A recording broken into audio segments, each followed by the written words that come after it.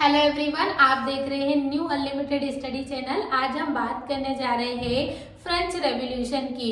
आज इस वीडियो में हम बात करेंगे कि फ्रेंच रेवोल्यूशन की शुरुआत कब हुई, इसके कॉजेस के बारे में जानेंगे और इसके रीजन को भी जानेंगे कि किन किन कारणों से गवर्नमेंट पूरी तरह से कर्जे में लद गई थी। आइए सबसे पहले हम बात करते हैं रेवोल्यूशन की कि रेवोल्यूशन का मीनिंग क्या होता है या डेफिनेशन क्या होती है।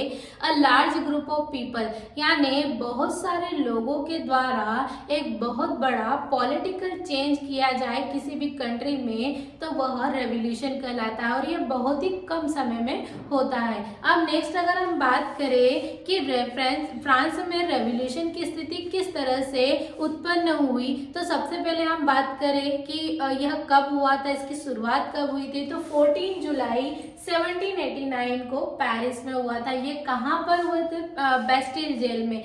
बेस्टिल जेल किसने बनाई थी? यह जेल लुइस 16 के द्वारा बनाई गई थी, जिसमें ये अपनी पावर दिखाता था, या पावर का यह प्रतीक थी यह जेल, जिसमें कैदियों के साथ बहुत ही क्रूशियल व्यवहार किया जाता था।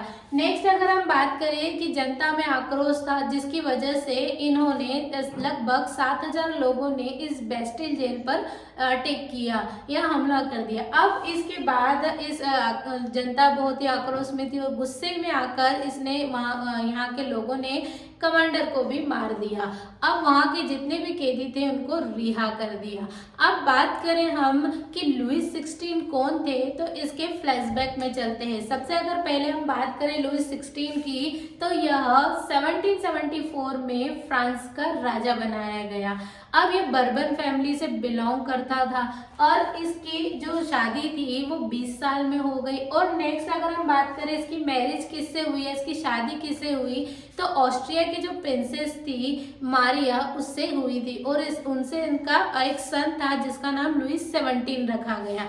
अब हम बात करें नेक्स्ट रीजन की, नेक्स्ट अगर टॉपिक अगर हम बात करें कि यहाँ पर गवर्नमेंट जो थी फ्रांस की वो पूरी तरह से कर्जे में लग चुकी थी लुइस 16 के टाइम पर।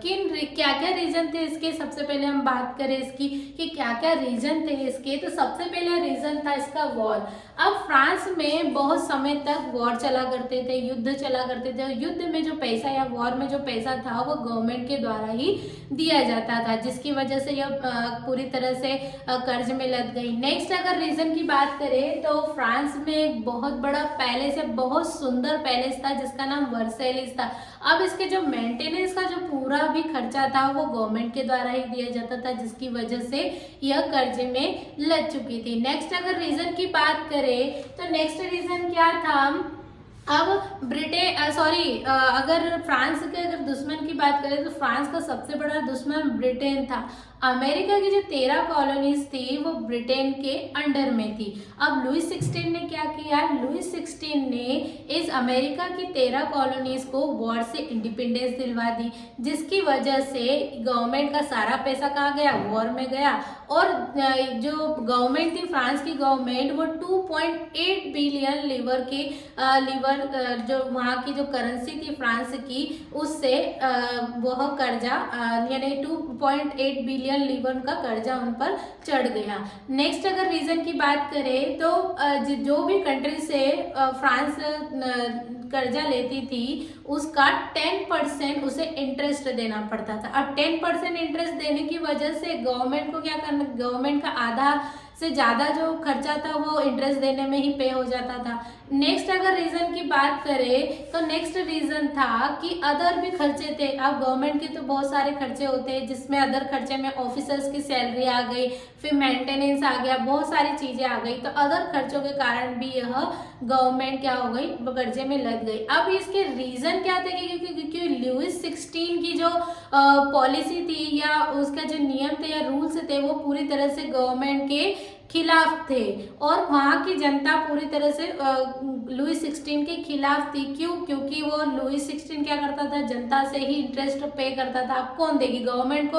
अगर हमारे इंडिया की बात कर ले तो हमारे इंडिया में कोई भी अगर सिचुएशन ऐसी पैदा होती वॉर की, तो हम किससे लेंगे? टैक्स हम जनता से ही वसूलेंगे ना। तो उसी तरह से वहाँ का जो राजा था वो किससे वसूलता था?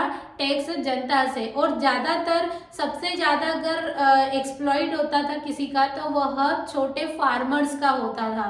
फार्मर सबसे ज़्यादा, क्योंकि फ्रांस में 90% जितनी भी आबादी थी वो ज़्यादातर फार्मर्स ही थे। 90% फार्मर्स की आबादी थी और बाकी क्लर्जी और नोबेलिटी में आते थे।